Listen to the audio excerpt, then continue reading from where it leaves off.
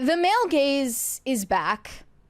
Journalists somehow are the most affected. And there is an op-ed in CNN that's getting dunked on right now titled, "After Years of Progress on Gender, the Male Gaze is Back." This is written by journalist Madeline Holcomb. And regrettably, I read the entire thing. It was painfully long. The things I do for you people, really like the did. things I do for this job, It really did just keep going. I don't know if I'll ever recover. And this girl, she would have been better off graduating from college with a journalism degree like 10, maybe 15 years ago, getting a cushy job at BuzzFeed to write think pieces like this. But we're just so past the point of anyone finding this commentary interesting in 2025. I almost find it unbelievable that this was published because the entire thing is just talking about The like Mary Sue would still publish this. the Mary Sue, like they would talk about like the Bechdel tests of it all, and like it's just like what is this? Is this Anita Sarkeesian? Yeah. Reanimating like the ghost of Gamergate past? Like, I don't understand why this is still being talked about. 10 years ago, it would have been very interesting to progressives, and to everybody else, it would have been infuriating. But maybe it's just you get there quicker if you work in this area, so you're kind of surrounded by this stuff all day, every day. I read this stuff and I'm like, well, it doesn't comport with reality, so I don't care. Like they can push back all they want. They can use all the fancy language they want. They can cite all of the doctors and the college professors in the social sciences they want, and it doesn't matter because normal people don't care about this stuff. Well, Shoe on Head posted the headline and said, "Terrible news. After a decade of trying to socially engineer what men find attractive, they still find attractive women attractive." Sadly. Crazy. Let's just dive in, why don't we? This summer, I got cultural whiplash. As a child of the 90s and early 2000s, I grew up with my mother's and grandmother's generation's fight for legal and workplace equality, helping shed social misogyny. What she means by that is we changed all the laws to make everything equitable, and now we have to chase this endlessly shifting goalpost of utopian equality between the sexes, which can never be a fight that's won. That's the entire point. It's like a nonprofit. The whole point Yes. is that to defeat it would negate its need to exist, and they don't want to do that. Feminist journalism exists to perpetuate the need for its existence. So she continues, "In the past decade in particular, I saw the evidence of progress in my media diet. The movies, shows, books, and advertisements I consumed were increasingly giving women a seat at the table. Heroin chic fell away, and body positivity entered the fashion world. Stories about a woman stealing your man were traded for celebration of the girl's girl who resisted competition for men's attention." Where does Morning Glory Milking Farm fall into these categories? I'm just curious. That is a really good question. Because we may have traded the male gaze that objectifies women for the female gaze that objectifies men. And not in the exact same way, obviously, because men are more visual creatures.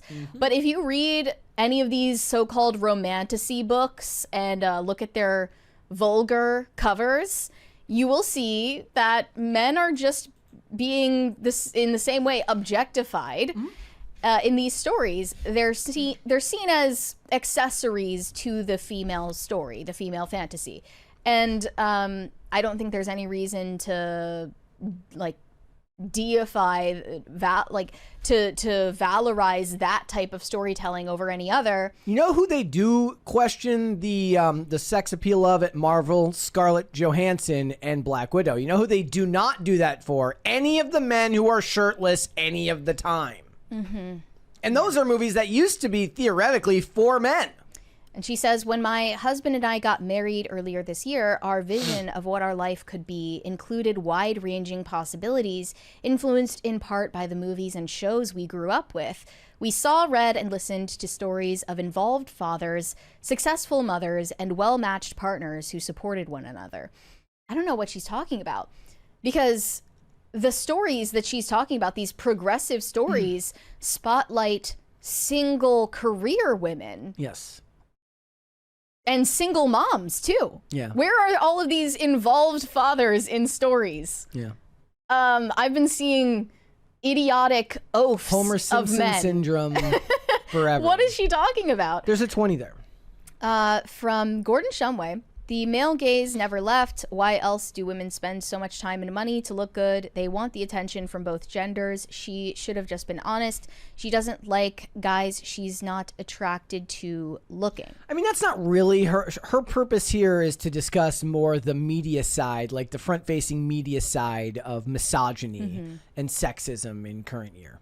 It seemed like women were taking a deeper breath without such heavy cultural restrictions. Then there was a shift. Was it around the 2024 presidential election or since the overturn of Roe v. Wade? Maybe when men's rights activists pushed back against Me Too. Whatever the catalyst, a change in the political environment seemed to connect with a social change that brought back narrow and at times constrictive ideas of womanhood depicted in media. The recent rise of weight loss medications coincided with social media influencers sharing ways to get smaller and no longer celebrating bodies of all sizes. Advertisements followed suit, making men's desire once again a dominating factor in how stories are told and how women are portrayed. Do gay women not find those women attractive too, or are gay women only attracted to like fat women? I mean, I've seen my fair share of morbidly obese lesbian couples. I don't think they're really a group to gauge interest off of. But, okay, here's the thing. We didn't shift from the male gaze dominating media to the female gaze dominating media. We went from the male gaze to the nobody gaze. We went from some Who is people this like for? this to literally no one likes this. Yeah.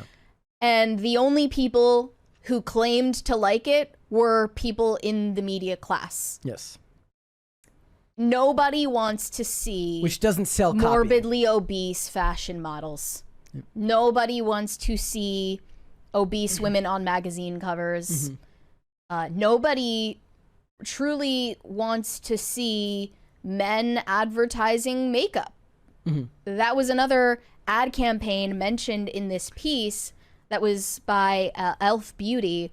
They used Matt Rife as one of their brand ambassadors recently and got a lot of backlash for it because of his offensive jokes about domestic violence, etc. Elf responded without an apology or a retraction, but they said one of the reasons they hired him is because his fan base is made up of a lot of women under the age of 34, which is their target demographic. So it was understandable that they made that decision. But I'm thinking more about the campaigns from like 10 years ago where they put James Charles, the new male makeup artist, as the face of CoverGirl. He's the first cover boy. And like maybe that appealed to a small section of their female consumers, but it wasn't mass appeal, and we've realized that over the past decade. When we went Mary from the male says- gaze to the nobody gaze. And when Mary says nobody, for the people that are going to be intellectually dishonest, she means nobody of any meaningful amount that would move sales or sell product. Yeah, and of course they make mention of Sydney Sweeney's American Eagle campaign. I'm just so tired of hearing about it. But They mentioned the Bechdel test in they here. said the ad sells jeans to women featuring Sydney Sweeney, who many men see as a sex symbol, insinuating the clothing would make men find them more attractive. Look, I'm sorry. When I buy shirts, okay, when I buy the shirts that I buy, not the white ones from Fruit of the Loom, no advertising needed for that. But when I buy regular shirts, they're worn by dudes who I look literally nothing like. And plenty of people will be tricked into being like, well, why doesn't this shirt look like that on me? 'Cause you're fat. Yeah. Cause you're not in the same shape as that guy. That's called normal. Okay, that's their job is to market a product in the most pleasant way possible, and the model's job is to basically be a hanger to show off the product in its best light. That's just normal, and you're literally railing against the base level of product, of selling product, of capitalism. I just don't even buy the argument that women ever felt oppressed by commercials with beautiful women in them. Like, I don't think that was ever a real concern. Thank you. Thank you. No. I don't understand where this idea came from that, like, you know, little girls play with Barbie dolls and then think that they have to look like Barbie dolls. They don't. They don't. Like, speaking from experience, I played with Barbie dolls growing up. I thought that I looked like a Barbie doll already. Never caused me any insecurities. Never made me think about, like, whether her body proportions were realistic enough. This is all pretty much projected onto the consumer that never felt this way to begin with, to fuel, you know, a social propaganda campaign that failed. Okay, so she continues here, and she interviews a lot of the experts, professors, and sociologists, lab coats. We're not buying it anymore. People bought it 10 years ago. They're not buying it anymore. These professors say most typically the male gaze is about representing women in media solely to satisfy heterosexual men. If you are observing women in movies, TV, fashion, social media, and marketing, they don't feel as fully materialized as their male counterparts. That is the male gaze. The woman's value is reduced insofar as existing for pleasure or basically an object. It's Bond girls and a long lingering shot panning up a woman's body in an advertisement for soda. It's when an action movie accessory is running through explosions in tiny shorts and flowing curled hair before collapsing helplessly into the hero's arms. When the hell was the last...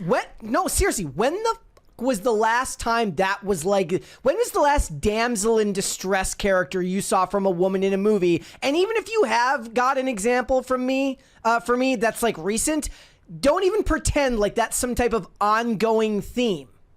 Yeah, that's the most disingenuous argument I've heard in a very long time. They go out of their way to make sure that the female characters are written with more depth than that now. Not that that's necessarily a good thing or something anyone asked for. I started rewatching old episodes of this show from 2011. It was called The Transporter. It was based on the movies with Jason Statham. And I could not believe how pulp it was. Like, all the women are like inappropriately dressed and can't save themselves. They could not do anything other than scream in the car as he's driving. And I'm like, they would never do this now. She'd be a hacker doing something on a computer in the car while he's driving now. Or telling him how to drive. Even in Fall Guy, there's this scene where he's trying to save what's-her-name's life, and then she like beats a guy up in a trailer. And there was no reason to do that. It was still a good movie. I like that. He did get to save the day. But the point is they were measured. That yes, 20 years ago, she would have been completely useless and like perfunctory. But in this, she actually gets to save the day. That's what they did in Argyle, where the first half of the movie, she's a fish out of water in the spy world. And then all suddenly, zoink, her memories come back and she's a fucking super spy. You know? Bryce Dallas Howard, super spy, but a super spy. All of the vague associations that she's making don't have corresponding real life examples, except for the last one. She throws shade at Nara Smith, the cooking influencer, the fashion model who makes videos of herself like making cereal from scratch for her husband, who's also a supermodel. And they say, a social media star making a recipe while all dolled up and explaining her steps in a soft, sultry voice.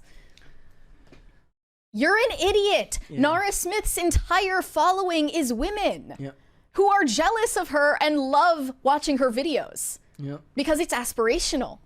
Like, the idea that this is for men and that men are watching Nara Smith's video with their dick in their hands is completely detached from reality. Women like that content. Those are her fans. I mean, I guess there are just as many women who talk shit about Nara Smith and similar influencers, but, you know, the point still stands. Her fans are women. Yeah. Her, like, all of the women watching her videos are obsessed with her outfits, her recipes, her voice, her personality, her marriage, her family life. They like the aesthetic because it's unattainable. That's why they like it. That's why they follow her. Yep. It doesn't make them feel threatened to see something that is aspirational, that perhaps is out of reach for their own lives. It's just inspiring in and of itself. It's why people watch travel Instagram channels, so they can see people go to like really, really beautiful villas and places to do videos. It's like, wow, I'm living here in the frickin' cold in the middle of, you know, the East Coast. I want to go look at something that's not the world I'm living in right now. I have so many things to say about this. One is that I don't like this idea that art has to challenge us, that it has to make us uncomfortable. Why? I don't know where this idea really originated. Vaguely, you know, sometime in the 20th century. But there's this idea that art has to make you feel uncomfortable, and if it's not making you feel uncomfortable, then it's not doing its job. That was never the purpose of art for all of human history. The purpose of art is really to communicate truth. And yes, the truth might make you feel uncomfortable, but the necessary component of beauty in art is for it to make the truth more palatable to the consumer of the art. There's if we want to use the ladies as an example, there's a reason why the Hallmark Channel is bulletproof and will always make money. Why there's new movies made every year, why the same formula is memed into oblivion, but the ladies still show up to watch it. Because, you know, the girl, you know, the big city lawyer has to go to the small town with the guy who owns the pumpkin patch and then leave her husband at the 8-figure job because the guy at the pumpkin patch took over because his wife died and he's running it in her honor or something. Like, the formula just works, okay? Yeah, and of course you have to address the counter argument, which is that there are plenty of women, including Sydney Sweeney, but many others, who lean into the male gaze for a profit. Yeah. Because that demand really never left. So she tries to address that here. Let me see where it is. When women sign on to the male gaze. Although the concept of the male gaze originally came from film and has expanded to television, art, and literature, it's deeply connected to finance. When the prevailing perspective in stories, art, and advertising is white and male, then those who don't align with those identities have less power, and no one is immune from the societies and cultures in which they live. Women sometimes turn the male gaze on one another. It happens when they objectify themselves. They're talking about Sydney Sweeney, of course. Promote traditional gender roles as the ideal way of living, and enforce beauty standards for others. Sometimes women think it's empowering to utilize the male gaze or to make a living in a society that profits financially off of their exploitation, and others do it to feel in control. Quote, I might as well sell my own sexuality before you do. Does this make her a sex-negative feminist? Would she turn her nose up at the OnlyFans girls? Probably. They do mention the trend of OnlyFans stars, you know, in the marketing stunt wars against each other, namely Bonnie Blue and what was her name? Lily Phillips, trying to one-up each other with worse and worse stunts on their OnlyFans platforms. So I think, you know, this is a sign that sex-negative feminism is making a comeback, but you feminists only have yourselves to blame for the sexual licentiousness that you spread with your movement. And yeah, they're on the right track in some ways. The sex negative Gen Z feminists do understand, just on a basic level, that sexualizing yourself is degrading, that selling your body online is inherently degrading, that you are demeaning yourself in doing so, but they're just not willing to take that idea to its natural conclusion, which is that, you know, sexuality needs to have guardrails, and that used to be considered the institution of marriage before everything went topsy-turvy and insane. I just think they're like directionally correct, hence the social media civil war between Gen Z feminists that's going on at the moment, which is interesting to watch from the sidelines. And I hope they can eventually, you know, conclude that like your sexuality has inherent value. But the the proper weapon against women being objectified, which is a real thing, and I don't think that women should be objectified. The proper weapon against that is not ugly, it is beauty. Like, ugliness is not, we've proven now over the last 10, 15 years, ugliness is not a weapon against sexual degradation. Beauty and actual femininity is. Okay. Like, only beauty can humanize women. Ugliness will not do that. So, I mean, the battle has been fought and sexual license won. I'm not really on either side. I'm not on the side of, like, ugly, fat, blue-haired women on magazine covers or on the side of porn on TV. I think that that's just one of many battles that we're about to see take place in the culture. And I also want to mention, sorry, I'm just dragging this right now, but like the mention of the Bechdel test in this article, they get into the fact that this was originally a feminist theory about film and TV. The Bechdel test is basically you need to qualify for it by having two female characters talking to each other in this project about something other than men or a man. Which, of course, the creator of the test later admitted was a joke and was not actually meant to be taken seriously. It was from a comic strip by Alison Bechdel in 1985.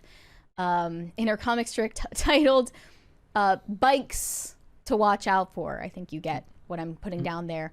She said it was presented as a humorous criterion for judging movies, but she acknowledges the test's value in sparking discussions about gender representation in media, but is warned, however, it should not be used as a definitive measure of a film's quality or merit, noting that a movie can be feminist even if it fails the test. She's criticized the tendency of some films to pass the test superficially. Actually, it'd be really fun. It's like a whole movie about the vote that gave women the right to vote and then fails the Bechdel test. Right. And like, sorry. Oops. We have a 20 from Shane H. Wilder. They just don't like pretty things. I've used this quote before, but it bears repeating. Beauty is truth. Truth is beauty. That is all ye know on earth and all ye need to know. John Keats. Ode on a Grecian urn. Okay. I don't know if I pronounced that correctly. Yeah. I think that we need to bring back a real cultural movement toward beauty, not just nudity and sex. Okay. That's what I see as the next step. Thanks for watching. Listen to full episodes of Pop Culture Crisis on Spotify. Keep up with us on social media and make sure you subscribe and ring that bell so you never miss the show. Bye, guys.